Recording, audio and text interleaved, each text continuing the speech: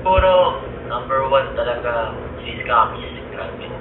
Yung pagiging compose niya sa game, tapos yung skills niya, yung IQ, grabe. At number two, si Estrada. Ayan, si Estrada. Grabe, Estrada. Kasi talagang ano siya ngayon sa MVP. Kasi yung game niya, kasi parang compose na compose kasi sa mga liga niya nung MVP siya, yung mga ganyan. Parang nung sa NCAA, parang grabe yung galaw niya, parang kumpiyansa talaga siya na kaya-kaya. Na pinakalas ko na opponent, siguro sa basket, yan, si Are. Si Are, grabe, yung Are. Kasi ang dami niyang galaw, hindi ko mabasa kung anong gagawin niya.